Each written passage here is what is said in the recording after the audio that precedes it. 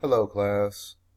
My name is Zachary Gray, and this is my presentation titled Representations of Bipolarism in the Media. The definition that I found of bipolar disorder comes from a short information book or informative little guide provided by the author Nicholas Moore. And as you can read, the definition is a disease that involves profound changes in mood, accompanied by severe changes in feelings, thoughts, and behaviors. So, for those of you who, may have caught that definition, maybe you did, maybe you didn't, but all entirely though, basically bipolarism or bipolar disorder is someone who can pretty much alter their moods. One minute they're a jovial person, they're lively, they're interactive, they're, just one very charismatic person. They're just involved with everybody, everything, they're just a lively person. And then all of a sudden they could potentially get a text message or a certain phone call or told to do something at work, something along the lines of that can really alter their mood. So let's say, for example, a person is just they're so excited to start their day at work. They just couldn't wait to come into their job and teach their students. They're so involved with their students. They adore their students. And this is all first period. Now, in the midst of first period, this teacher actually gets a text message from their significant other saying that their grandmother has recently passed away. Now, their mood is changed. Now you can see it in their attitude, in their character, in the way they carry themselves. They become very down, depressed, and they begin to look that way. And it really comes from how the bipolar disorder really is. One minute you are a very jovial person, and then the next you come back down. Now come to find out that this continue along with the same example. The same teacher who just found out that their grandmother passed away. They're down, they're upset, and they just can't really, figure out how to get out of this complete slump in themselves. So now they're looking for a way out. They're looking for any kind of scapegoat or anything to feel better. So they up and find a $20 bill on the ground. Now they're a lively person again. They're just happy and they just forget about why they were so down. And this is what bipolar disorder really is. It is a disease that involves profound changes and accompanied by severe changes in feelings, thoughts, and behaviors. Everything I just described of this certain teacher resulted in severe changes in their feelings, thoughts, and their behaviors. One minute they were up, next minute they were down. Next minute they were up again, and for all we know, it could potentially go back down. And that is the big emphasis of bipolar disorder.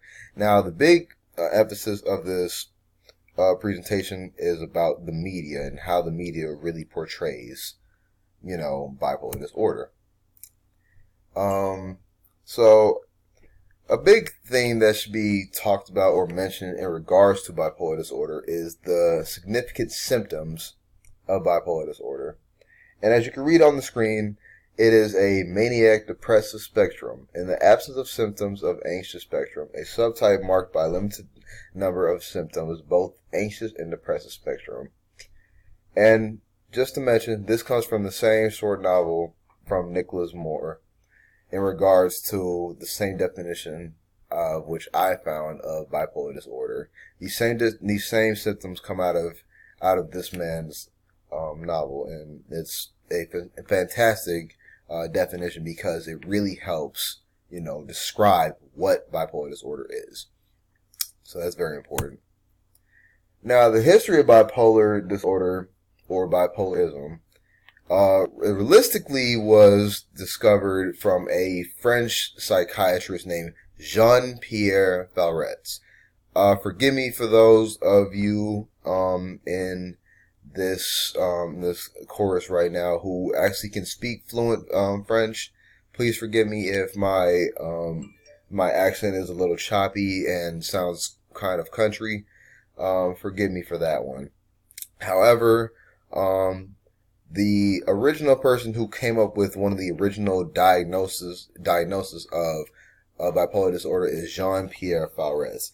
Now, he originally came up with this, it was in a conference where he first opened up about his discovery of bipolar disorder.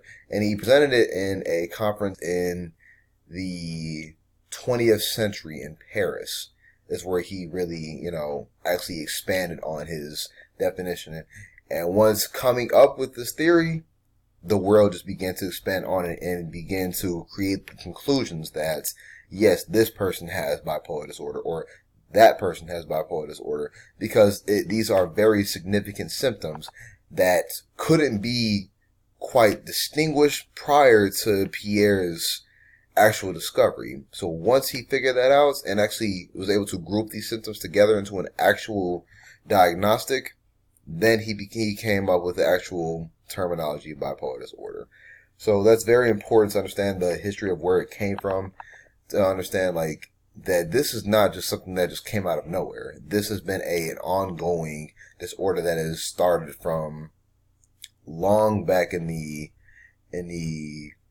20th century to now the current 21st century, where we now begin to expand on it and look at it from the actual media aspects.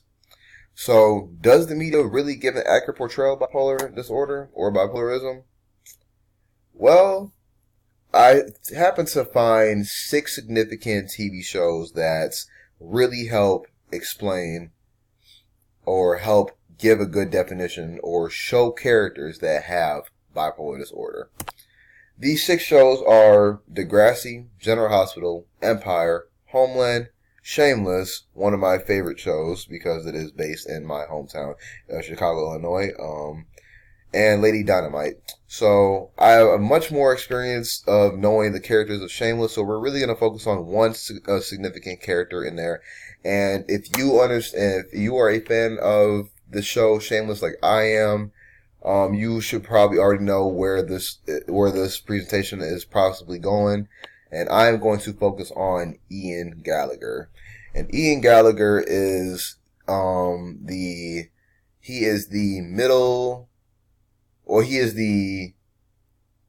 second youngest brother in the Gallagher family. He is right after the son Flip.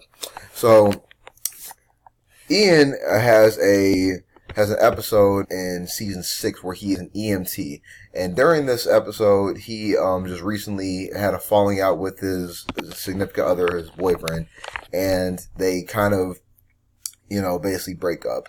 This resulting in Ian at one point in time, early, just probably an episode prior to it, he was very jovial, happy, and whatnot.